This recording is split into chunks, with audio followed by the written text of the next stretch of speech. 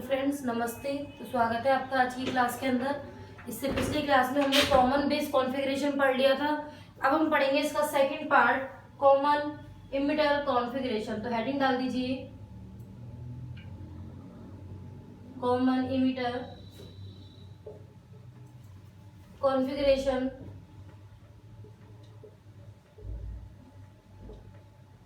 Characteristic curves, या फिर common emitter configuration, ये मत डालो, कैरेक्टरिस्टिक्स से डाल दो सिर्फ। ठीक है। तो इसके अंदर भी हमको पीएनपी और एनपीएन दो टाइप से करना है। तो सबसे पहले हम काम किसका करते हैं, पीएनपी के लिए। आई होप आपको ये बनाना तो आ गया होगा। पीएनपी के लिए यदि हम काम कर रहे हैं तो इस टाइप से इसकी स्ट्रक्चर, स्केलेटन का निर्माण हमें करना होगा। देखिए यहां से तो ये वोल्टेज के लिए, ये भी वोल्टेज के लिए, बिल्कुल सेम, बस घुमा दिया है। ये एमीटर के लिए, एमीटर नहीं सॉरी, करंट के लिए, रियोस्टेट की,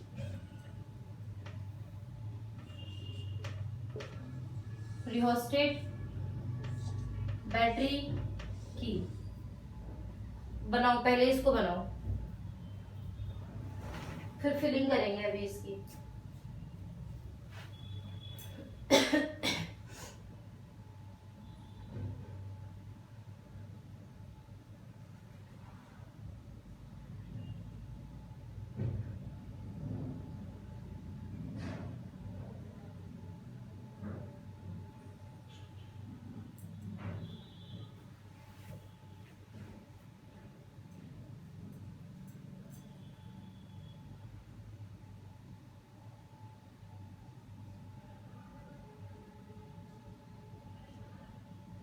हो गया। तो अब देखिए कॉमन इमीटर, इमीटर तो ये हो गया। ये क्या हो गया, बेस हो गया। ये क्या हुआ, कलेक्टर हुआ। अब हम किसकी बात कर रहे हैं, पीएनपी के लिए। इमीटर से स्टार्ट करते हैं, P N P.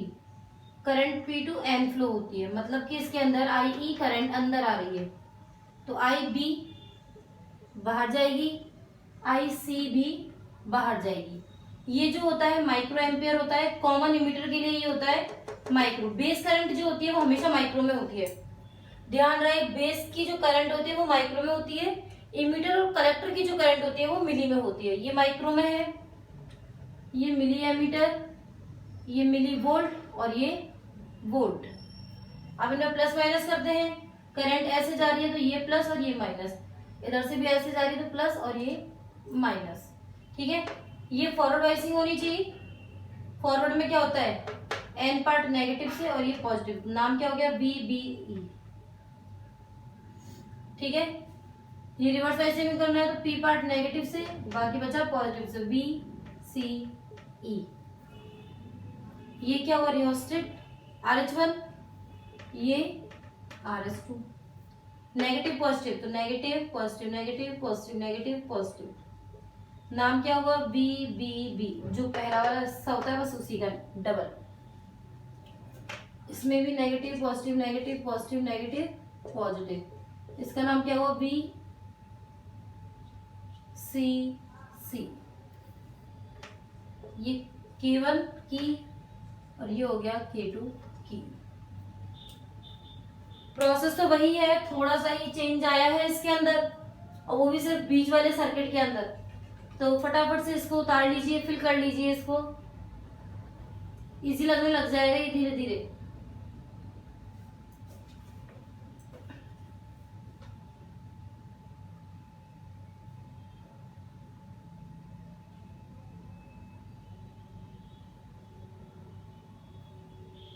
Description of the circuit.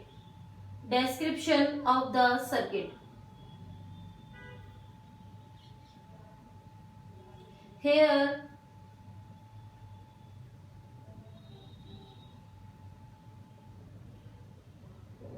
for common emitter configuration For common emitter configuration,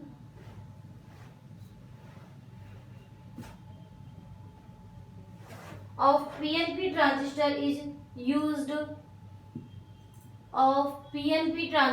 is used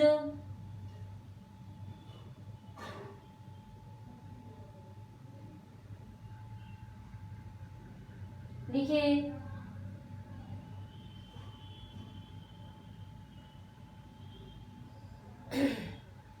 for forward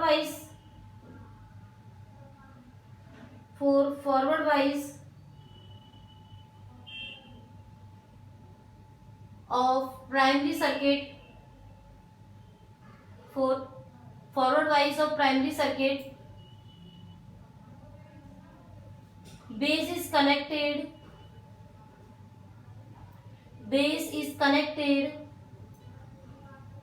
to the negative part of battery,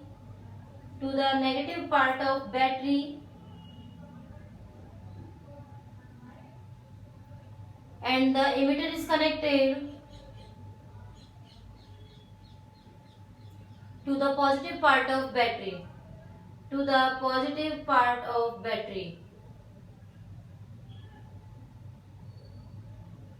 Here microammeter and millivoltmeter are used. ठीक है, first circuit की बात हमने कर ली. Here microammeter and millivoltmeter are used. Paragraph change करके लिखिए for reverse biasing of secondary circuit,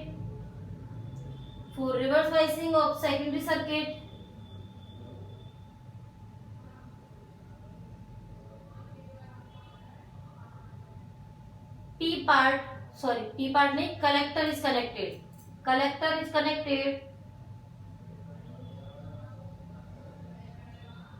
to the negative part of battery,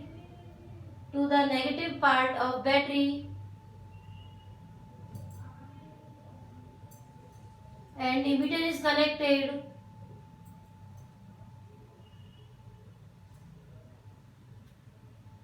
to the positive part of battery,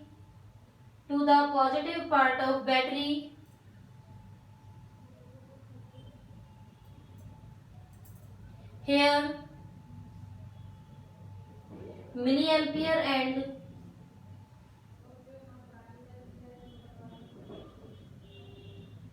voltmeter are used.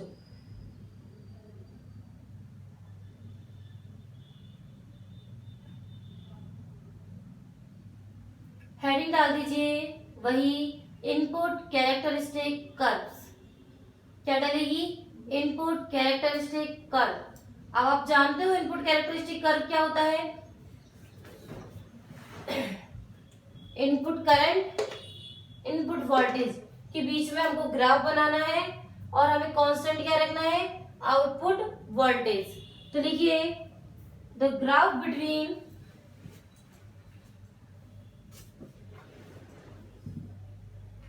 Input current IB and input potential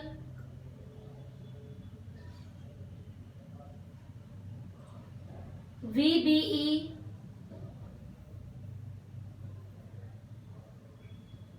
at the constant value of output voltage VCE is called input characteristic curve. Here the value of VCE will be negative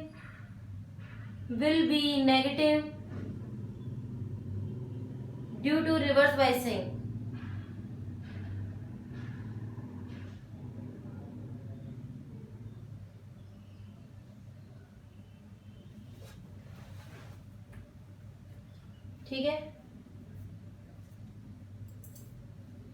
छोटा सा graph बनाना है हमको, इधर ही बना दीजिए। देखो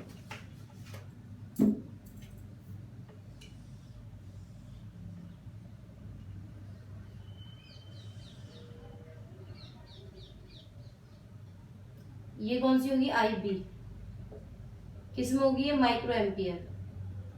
ये होगी VBE, मिली वोल्ट, 0.5 1.0, ठीक है। ये हो गया 10 20 30 40 50। आपको क्या करना है, बस इस टाइप से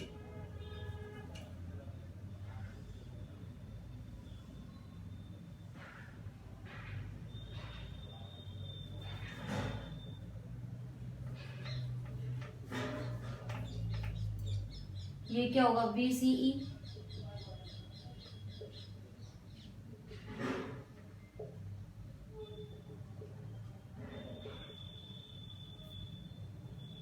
उतार लो।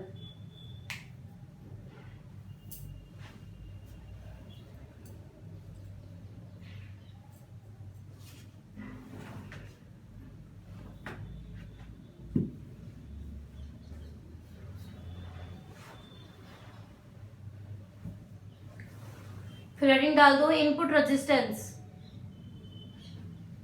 Input resistance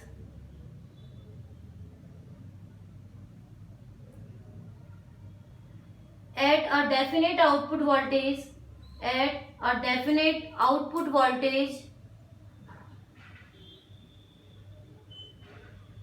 the ratio of input voltage VBE, the ratio of input voltage VBE and input current IB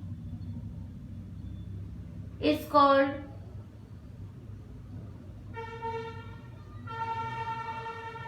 input resistance.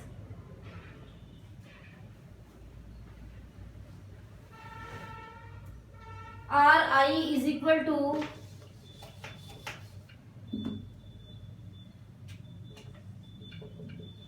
delta VBE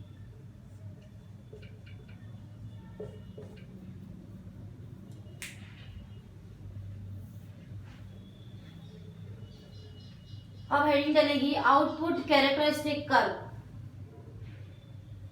output characteristic curve.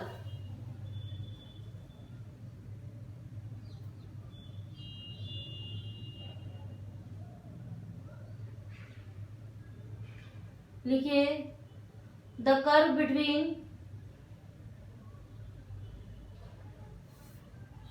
Output current IC and output voltage VCE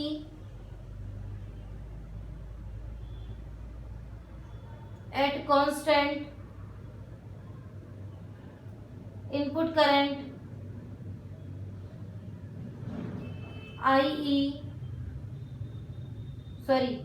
input current IB called output characteristic curve.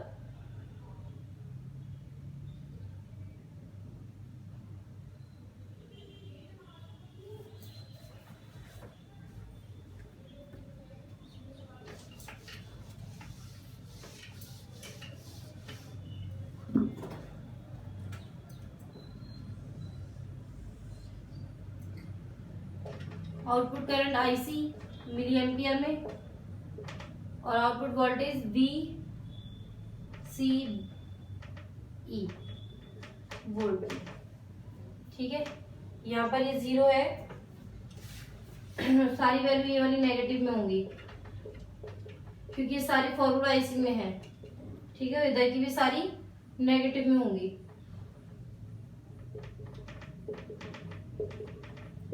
ध्यान दें reverse biasing में सारी value negative में होती है। अब इनको अलग अलग पॉइंट पे, फिर इनको सीधा थोड़ा सा उठाते हुए सीधा, ठीक है। IB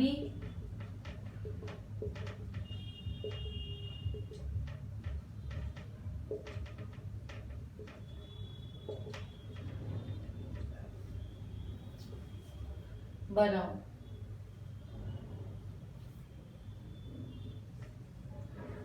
saturation region, active region, cut off reason.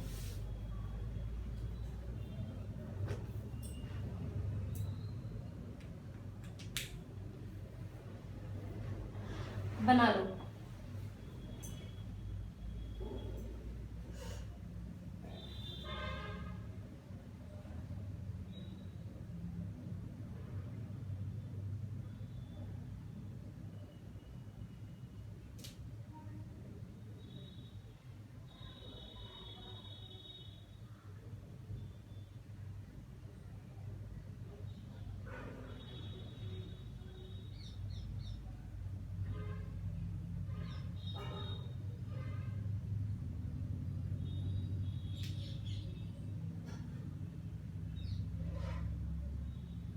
उसके बाद लिखिए output resistance.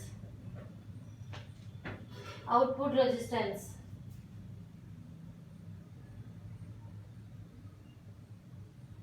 At definite output voltage, या फिर ऐसे लिखिए, डेफिनेट नहीं, हाँ, at definite input current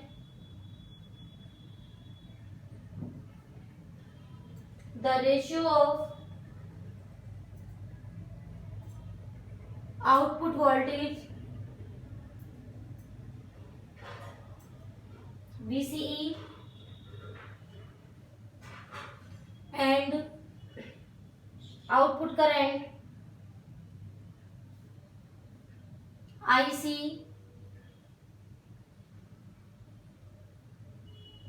is called output resistance।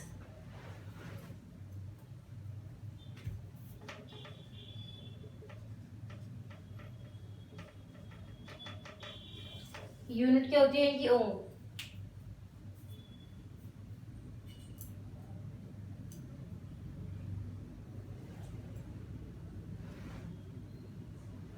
Next पढ़ेंगे करंट गेन।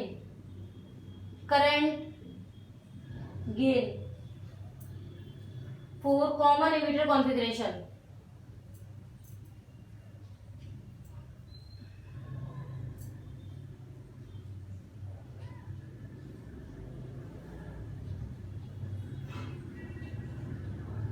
तो जब करंट गेन हमने कॉमन बेस के लिए किया था तब हमने अल्फा यूज में लिया था।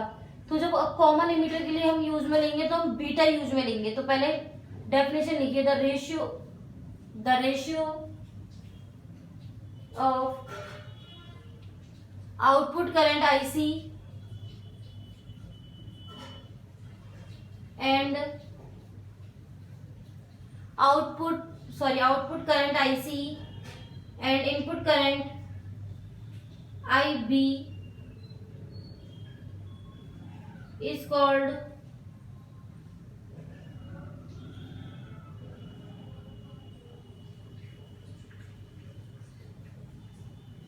current gain।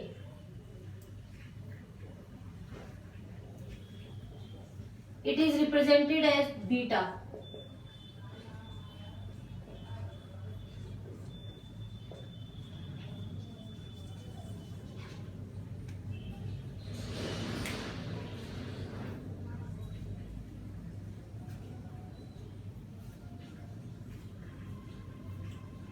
चलिए, पहले पीएनपी के लिए कर लिया था, अब हम किसके लिए करेंगे? एनपीएन के लिए। ध्यान रहे कुछ चीजें सेम होंगी तो हम बता देंगे आपको। एनपीएन तो सबसे पहले हम स्केलेटन तैयार करें इसका, फटाफट फटाफट।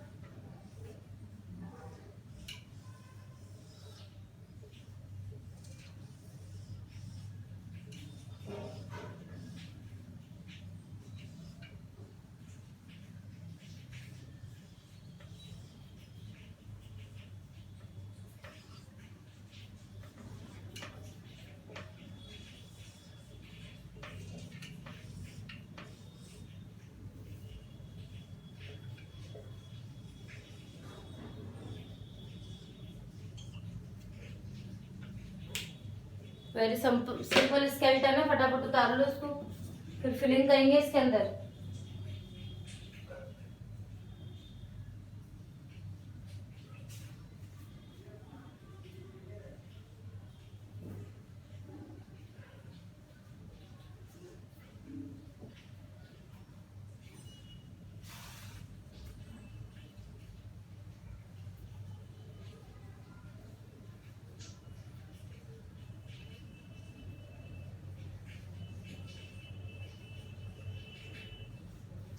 कंप्लीट। अब हम एनपीएन की बात करते हैं। कॉमन एमिटर है तो ई, यहाँ बी, यहाँ सी। एनपीएन की बात हो रही है, एरो का चिन्ह उल्टा हो गया, पी टू एन होता है, ठीक है। करंट वही माइक्रो एम्पियर में रहेगी, ये मिली वोल्ट में रहेगी, ये मिली एम्पियर में रहेगी और ये वोल्ट में रहेगी। करंट देखो आई ई से बाहर जा रही है, आई बी से अंदर आ जाएगी, आई सी से अंदर आ जाएगी। अंदर आ रही तो ये प्लस ये माइनस, ये प्लस ये माइनस। ये वाला हमको फॉरवर्ड वाइसिंग में करना है। पी पार्ट को किससे जोड़ना पड़ेगा? पॉजिटिव से। इसका नाम क्या हो गया? B B E. इसको हमको रिवर्स वाइसिंग में करना है तो एन पार्ट को पॉजिटिव और ये नेगेटिव, वी सी ई। ये वाला रियोस्टेट आर एच वन, ये rheostat R H two. Plus minus plus minus plus minus plus minus, V B B की plus plus minus plus minus plus minus, V C C और ये हो गई K two. उतारिए।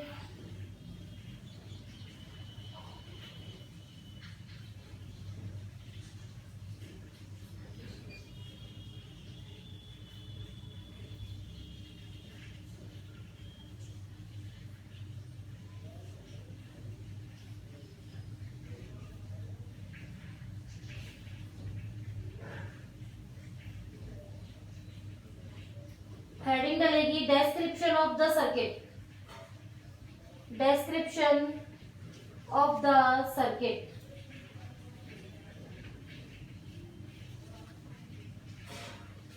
तो लिखिए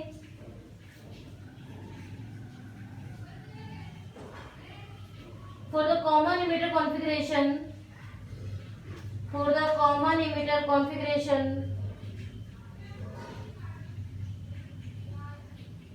NPN circuit is used, NPN circuit is used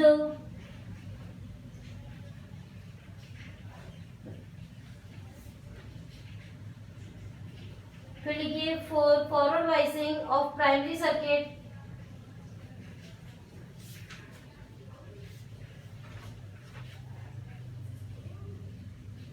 base is connected to the positive part of battery, to the positive part of battery, and the emitter is connected to the negative part of battery, to the negative part of battery.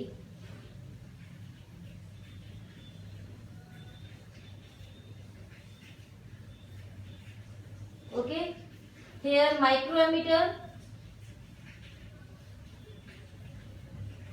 and millivoltmeter are used.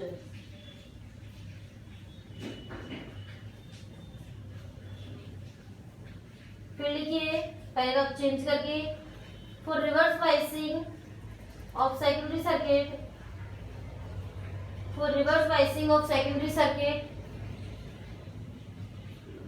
collector is used, collector is used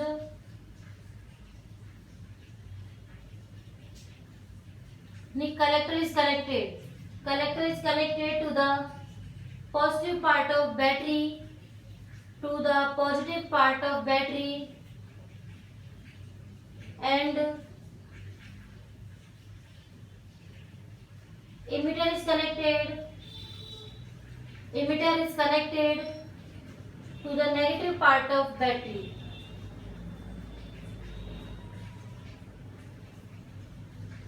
complete हो गया है ये। Heading डाल दीजिए input characteristic curve, input characteristic curve. तो बेटा input characteristic curve की जो डेफिनेशन पीएनपी में थी ना, वही डेफिनेशन एनपीएन में होगी। तो आप सबसे पहले डेफिनेशन उतार लीजिए, पूरी की पूरी डेफिनेशन आप उतार लीजिए।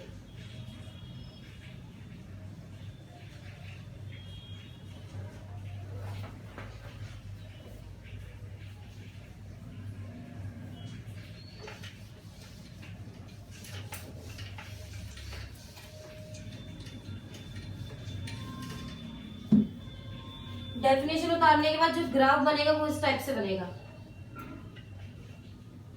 ये माइनस के 0.5, ये 1.0 माइनस में ही आएगा, जबकि ये पॉजिटिव में था वहां पे। इनपुट की बात कर रहे तो मिली वोल्ट में आएगा ये, और ये आईबी करंट है। 1 मिनट।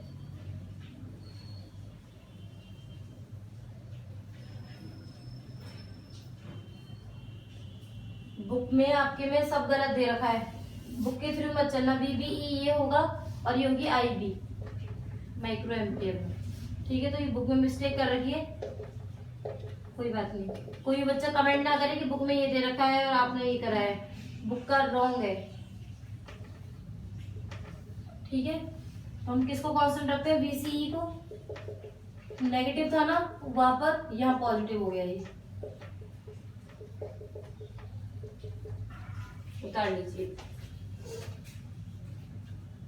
इसमें डिफरेंस है बस, वहां ये पॉजिटिव और ये नेगेटिव था, और एनपीएन में ये नेगेटिव और ये पॉजिटिव है।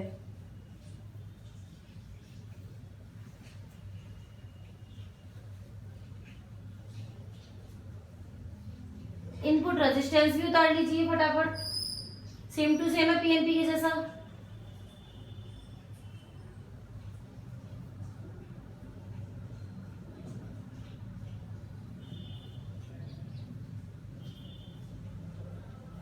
फिर हेडिंग डाल देना output characteristic curve, output characteristic curve.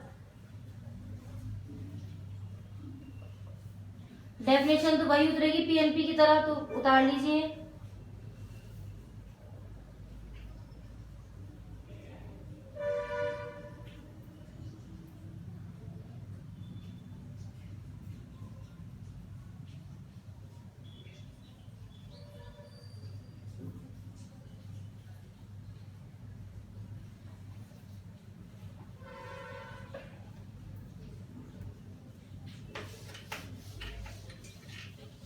Output characteristic curve उतार लिया वहां से।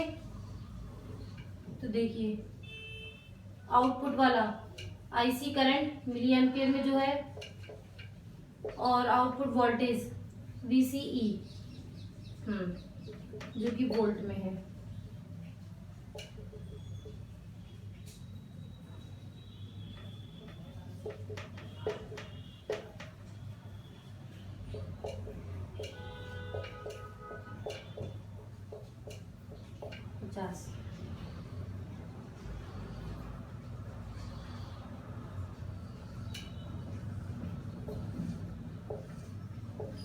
क्या आएगी, आईबी।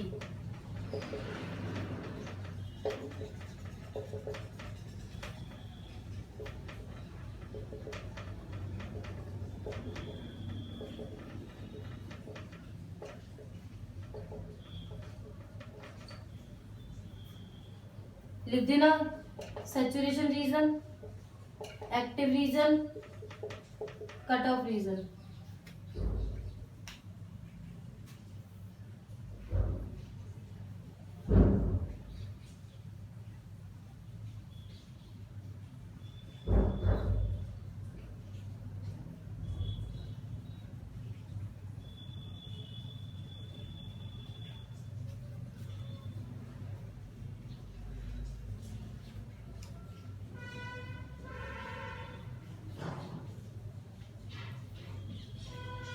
फिर लिखिए output resistance, same to same उतार लो।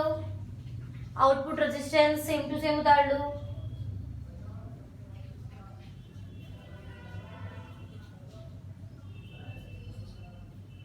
फिर करंट गेन को भी बिल्कुल सेम टू सेम उतार लो। करंट गेन तक उतार लो, आपको 2 मिनट का टाइम दिया जा रहा है। ऐसा नहीं हो कि आप सोचोगे नहीं बाद में उतार लेंगे, अभी के भी उतारो जब टाइम दिया हुआ है तो।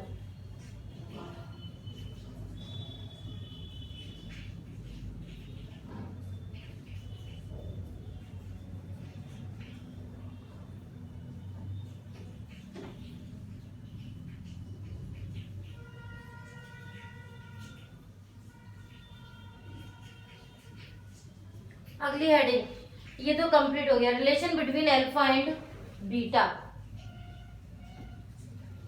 देखिए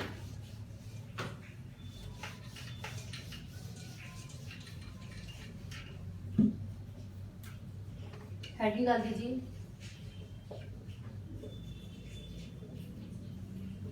relation between alpha and beta.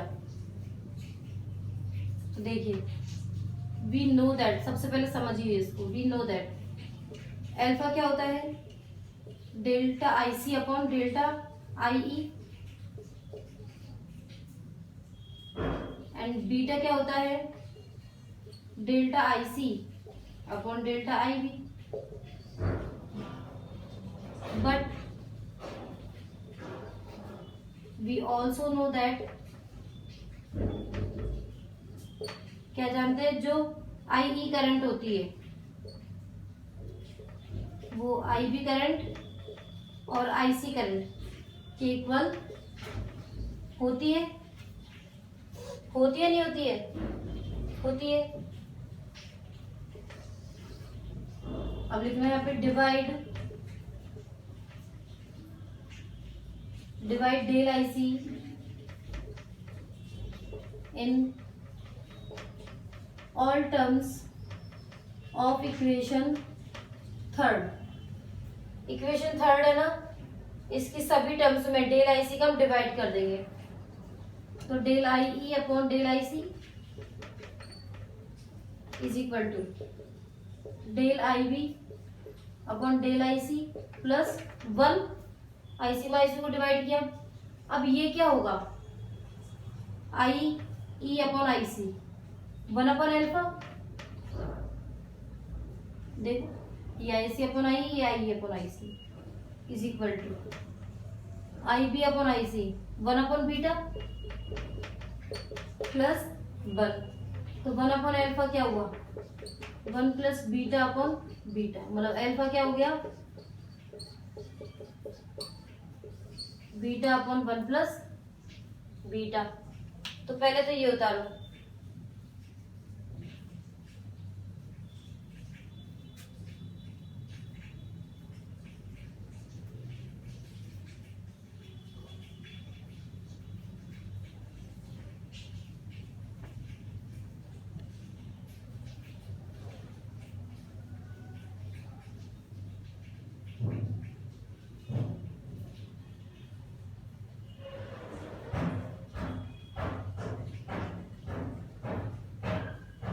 उतार लो इसको फटाफट।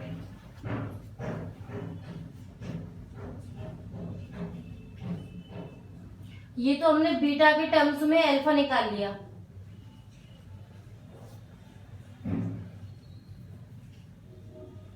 ठीक है। अभी यदि मुझे इस स्टेप से इसको चेंज करो, ये वाला स्टेप है, इस टाइप से मैं हम इसको चेंज कर लें तो क्या हो जाएगा,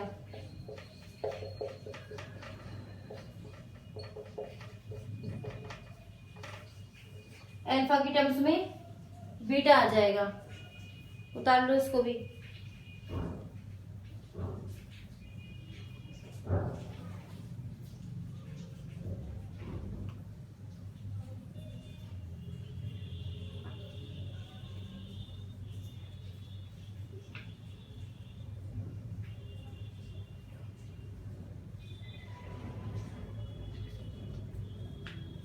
अगली हेडिंग डलेगी ट्रांजिस्टर एम्पलीफायर। अगली हेडिंग होगी transistor amplifier.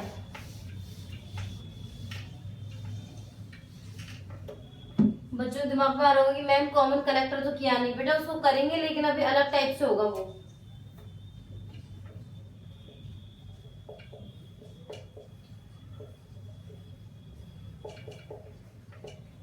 Transistor amplifier, amplifier का मतलब क्या होता है कि इनपुट बहुत थोड़ा सा देने पर आउटपुट का एरिया बढ़ जाए, जैसे कि लाउड स्पीकर धीरे धीरे बोलते हैं और आवाज हमारी इतनी लाउड हो जाती है कि बहुत लोगों तक वो पहुंच जाती है। तो एम्पलीफिकेशन क्या है कि इनपुट पोटेंशियल को आउटपुट पोटेंशियल में चेंज तो करना, लेकिन लाउडर रूप में। तो लिखिए एम्पलीफिकेशन, इसके अंदर हेडिंग डाल दीजिए एम्पलीफिकेशन। और एम्पलीफिकेशन के अंदर लिखिए the device by which input signal is converted into more amplitude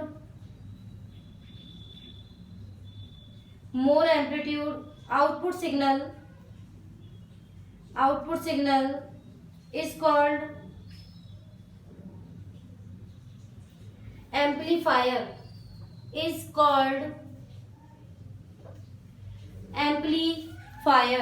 अब देखिए इसको कैसे बनाएंगे। ये रहा एम्पलीफायर, ठीक है, डीसी सप्लाईज, इसको हम एम्पलीफायर बोल ही रहे हैं।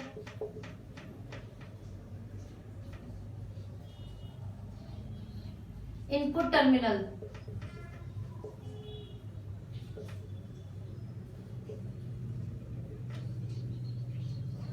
ये हो गया आउटपुट टर्मिनल।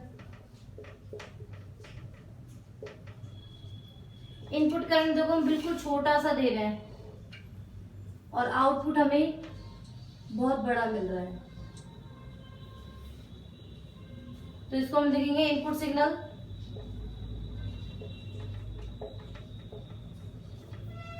और ये हो गया आउटपुट सिग्नल। उतार लो।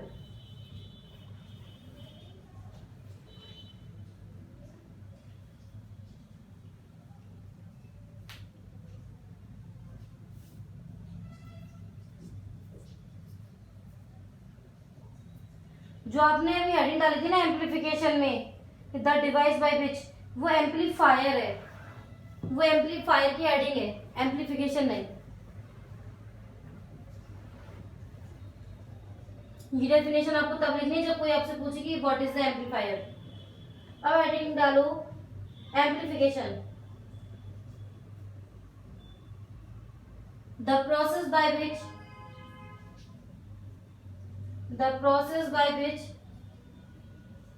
a low amplitude input signal is transformed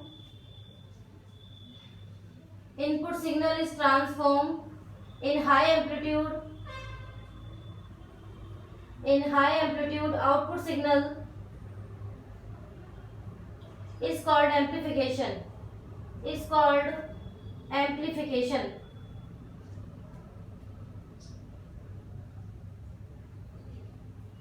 note डाल के लिखिए common base configuration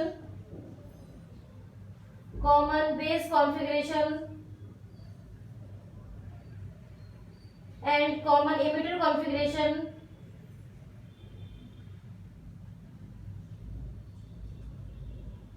of transistor can act as an amplifier। ठीक है, कॉमन बेस कॉन्फ़िगरेशन और कॉमन इमिटर दोनों एम्पलीफायर के रूप में यूज में होते हैं।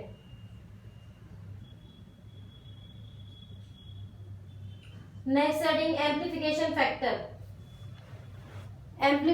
फैक्टर और एम्पलीफिकेशन गेन।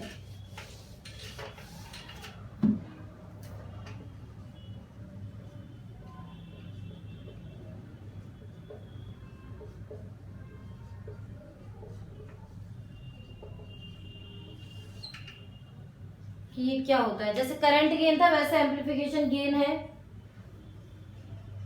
तो लिखिए the ratio of output signal and input signal, the ratio of output signal and input signal is called amplification gain।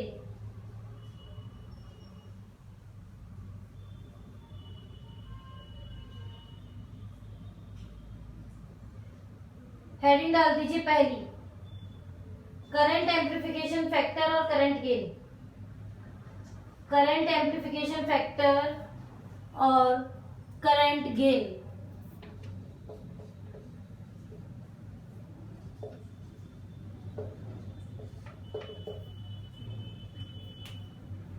लिखिए the ratio of output current and input current, the ratio of output current and input current is called current amplification gain.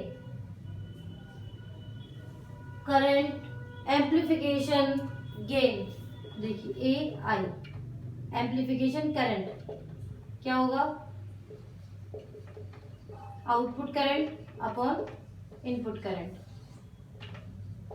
Second heading डाल देना voltage amplification factor और voltage gain.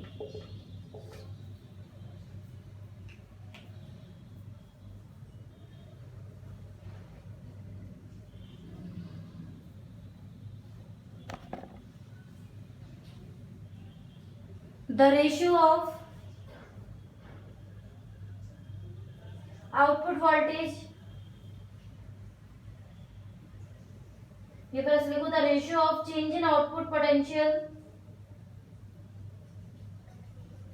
to change in input potential is called voltage amplification factor और voltage gain. Voltage amplification factor और voltage gain, ये हो गया। Third heading power amplification factor और power gain. Power amplification factor और power gain लिखिए the ratio of change in output power to change in input power is called power amplification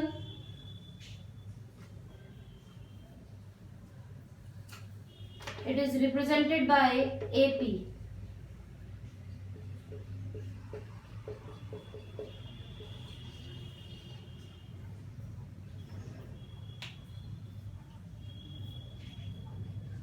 वैसे आप एक चीज जानते हो क्या, देखो AP P क्या होता है, V इंटू आई, तो del V naught del I naught, ये क्या हो जाएगा डेल VI डेल, ओहो गलत कर दिया क्या मैं, नहीं del I because P is equal to VI होता है ना, उस टाइप से किया, तो AP क्या हो गया del V naught upon del I AB, ये क्या हो गया AI। लिख सकते हैं ना इसको इस टाइप से भी कि पावर एम्प्लीफिकेशन फैक्टर मल्टीप्लाई होता है वोल्टेज एम्प्लीफिकेशन का और करंट एम्प्लीफिकेशन का। तो इसको उतारिए पहले आप लोग फटाफट से।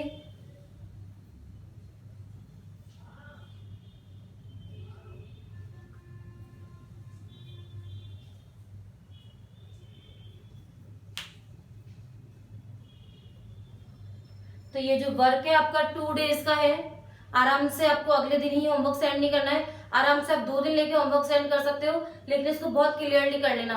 मतलब इस चैप्टर की अब लास्ट आपको 2 और 3 क्लासेस और मिलेंगी लास्ट। ये चैप्टर 2 और 3 क्लासेस में कंप्लीट हो जाएगा, आपका 6 to 7 मार्क्स का चैप्टर कंप्लीट हो जाएगा। तो 56 में से आप एक तरीके से ये मानो कि जब आप तैयारी करनी तो सिर्फ 50 या 48 मार्क्स की तैयारी करनी है, 48-49 मार्क्स की। इस चैप्टर के बाद आपके 6-7 मार्क्स तो वैसे कवर ही है, ठीक है। तो अच्छा चैप्टर लेंगे हम इसके बाद भी, अच्छे से मेहनत कीजिए, कीप वॉचिंग, और जितना हो सके स्टूडेंट को करेक्ट करने की कोशिश कीजिए कि अपने ग्रुप से बहुत सारे बच्चे ऐड हो सके।